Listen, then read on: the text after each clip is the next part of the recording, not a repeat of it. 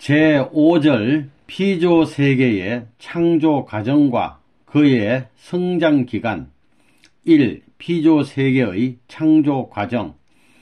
창세기 1장을 보면 천지 창조는 혼돈하고 공허하여 흑암이 깊음 위에 있는 데서 빛을 창조하신 것으로 출발하여 먼저 물을 궁창 위와 아래로 갈라 세우고, 다음에는 육지와 바다를 가르고, 다음엔 식물을 비롯하여 어류, 조류, 포유류, 인류 등을 창조하시는데 6일이라는 기간을 요하였다고 기록되어 있다.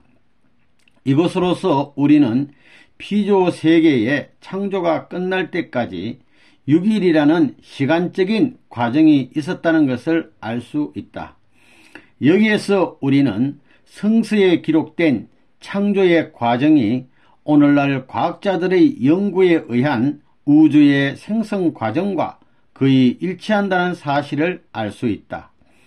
과학자들의 문헌에 의하면 우주는 처음에는 가스 상태로서 무수시대의 혼돈과 공허한 가운데서 천체를 이루어 강우에 의한 유수시대가 되면서 물로 된 궁창을 형성하였고, 다음에는 화산의 분출에 의하여 물속에서 육지가 드러나 바다와 육지가 생겼으며, 다음에는 하등의 식물과 동물이 시작되어 순차로 어류, 조류, 포유류, 인류가 생성되었다고 하며 지구의 연령을 수십억 년으로 추산하고 있다. 지금으로부터 수천 년 전에 기록된 이 성경의 천지 창조 과정이 오늘날의 과학자들이 연구한 것과 거의 부합되고 있다는 사실을 볼 때 우리는 이 기록이 하나님의 계시임에 틀림없다는 것을 재확인하게 된다. 여기에서 우리는 우주는 시간성을 떠나서 돌연히 생성된 것이 아니라 그것이 생성될 때까지에는 상당한 시간이 소요되었다는 사실을 알았다. 따라서 천지 창조를 완료하기까지의 6일이란 기실, 일출, 일몰의 햇수로 계산되는 6일이 아니라 창조 과정의 6단계의 기간을 표시한 것이었음을 알 수 있는 것이다. 2. 피조물의 성장 기간. 피조 세계의 창조가 끝날 때까지 6일, 즉 6단계의 기간이 소요되었다는 사실은 곧 피조 세계를 구성하고 있는 각 개성체가 완성하는 데 있어서도 어느 만큼의 기간이 소요되었음을 의미한다. 그리고 창세기 1장에 있는 천지 창조에 관한 기록을 보면 하루하루의 창조가 끝날 때마다 그 서수 일자를 밝힌 것이 있는데, 그 일자 표시에서도 우리는 피조물의 완성에 어떤 기간이 소요되었음을 알게 된다.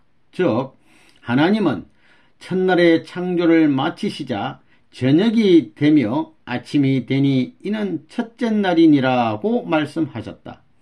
저녁으로부터 밤을 지나고 다음날 아침이 되면 둘째 날일 것인데 첫째 날이라고 한 것은 피조물이 밤이라는 성장기간을 지나 아침이 되어서 완성된 후에야 창조 이상을 실현하기 위한 첫 출발을 하게 되기 때문이다. 이처럼 피조 세계에서 일어나는 모든 현상은 반드시 어느 만큼의 시간이 경과한 후에야 그 결과를 가져오게 되는 것인 바, 이것은 피조물이 창조될 때 일정한 성장기간을 거쳐서 완성되도록 창조되었기 때문이다. 1. 성장기간의 질서적 3단계. 피조 세계는 하나님의 본성상과 본형상이 수리적인 원칙에 의하여 실체적으로 전개된 것이다. 여기에서 우리는 하나님은 수리성을 가지고 계시다는 것을 미루어 알 수 있다. 그런데 하나님은 절대자이시면서 상대적인 이성성상의 중화적 존재이시기 때문에 삼수적인 존재이시다. 따라서 한 하나님을 닮아난 피조물은 그 존재의 양상이나 그 운동이나 또는 그 성장기간 등이 모두 삼수 과정을 통하여 나타나게 된다. 따라서 하나님의 창조 목적인 사위 기대는 하나님, 아담, 해와 그리고 자녀 번식의 3단계의 과정을 거쳐야만 완성된다.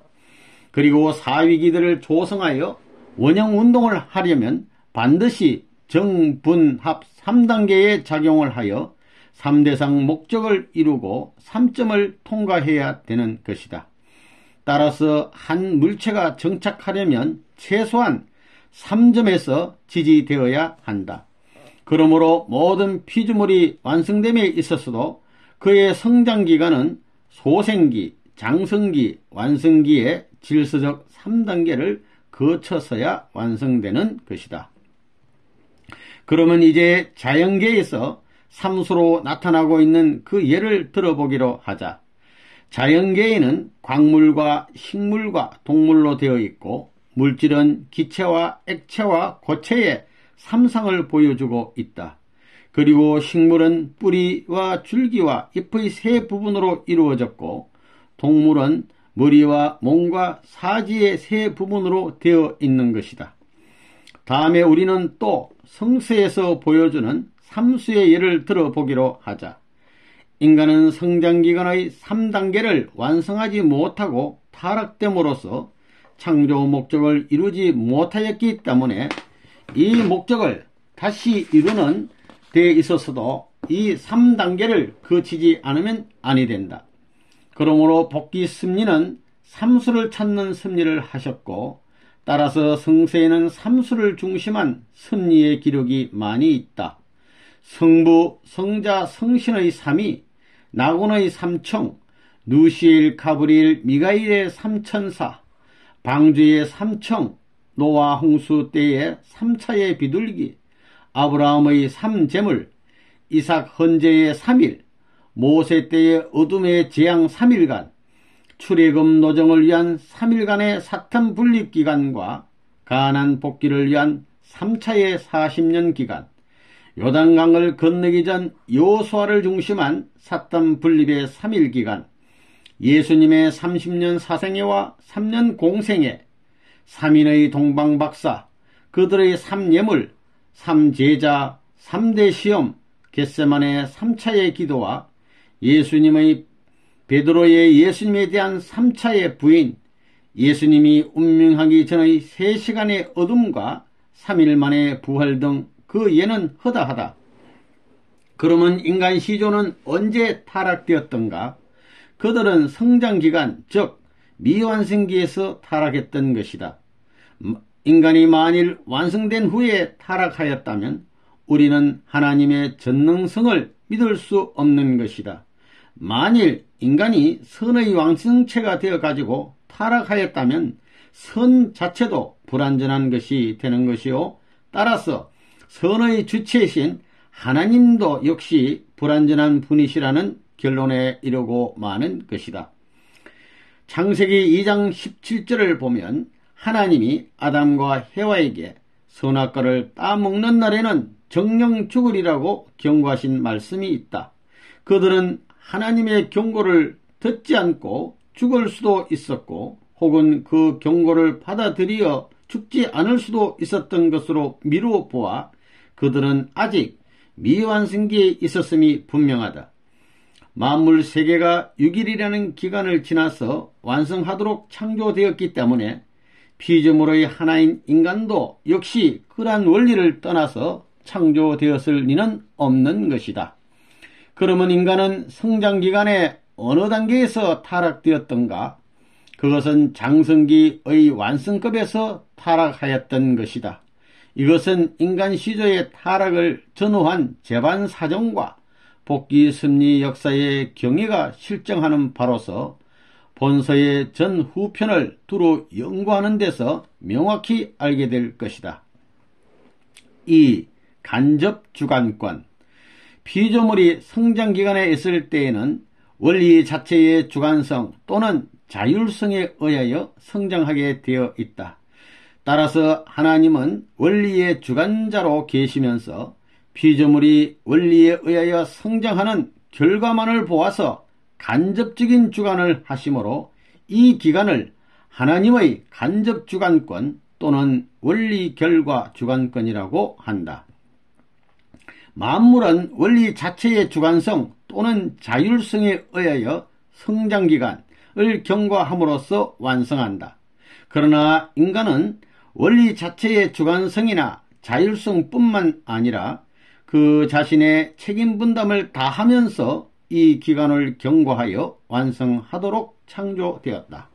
즉 먹는 날에는 정령 죽으리라고 하신 하나님의 말씀을 두고 보면 인간 시조가 하나님의 말씀을 믿어 따먹지 않고 완성되는 것이나 그 말씀을 불신하여 따먹고 타락되는 것은 하나님에게 달려있는 것이 아니라 인간 자신에게 달려 있었던 것이다.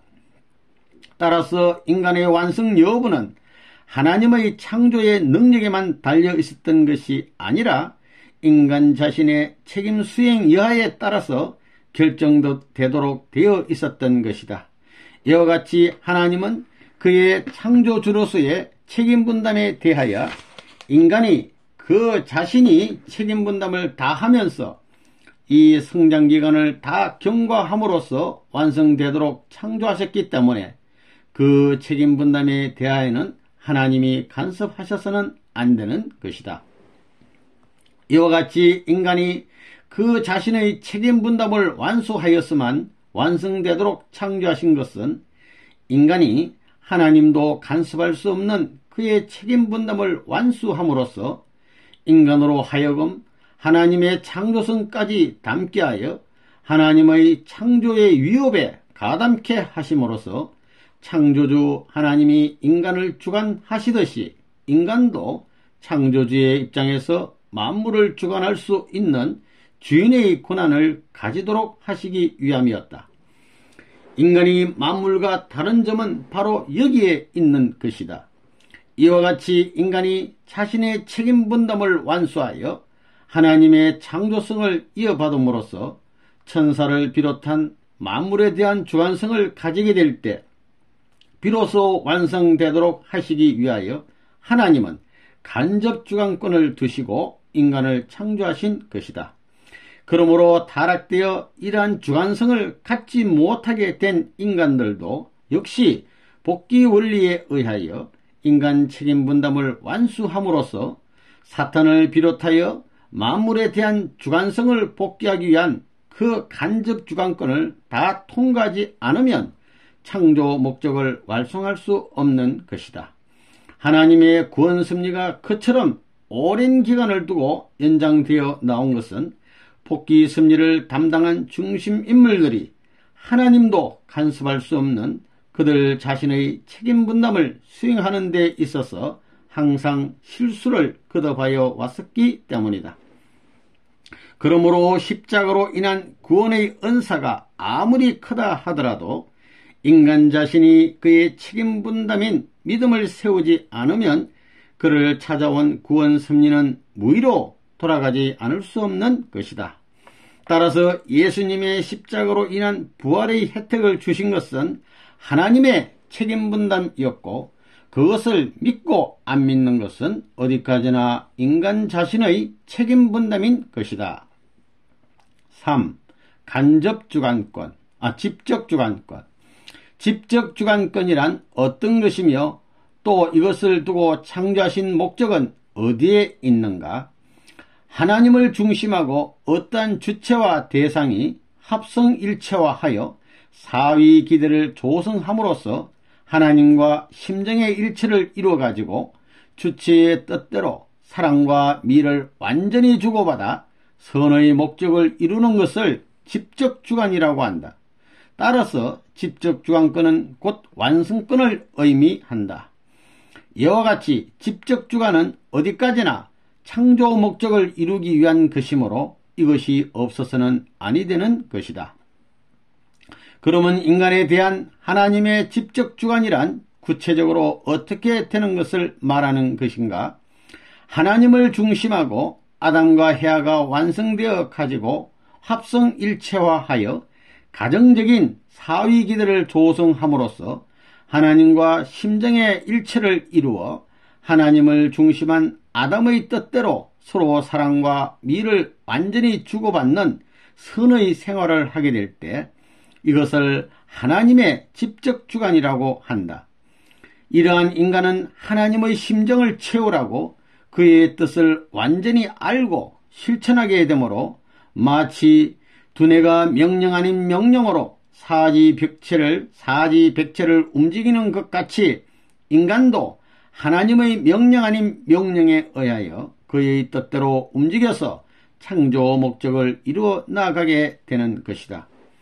다음으로 우리는 만물 세계에 대한 인간의 직접 주관은 어떠한 것인가를 알아보기로 하자. 하나님을 중심하고 완성한 인간이 만물 세계를 대상으로 세워 합성일체화함으로써 사위기들을 조성하여 하나님의 심정을 중심하고 일체를 이루어서 하나님을 중심한 인간의 뜻대로 인간과 만물 세계가 사랑과 미를 완전히 주고받음으로써 선의 목적을 이루게 되는 것을 만물에 대한 인간의 직접 주관이라고 한다.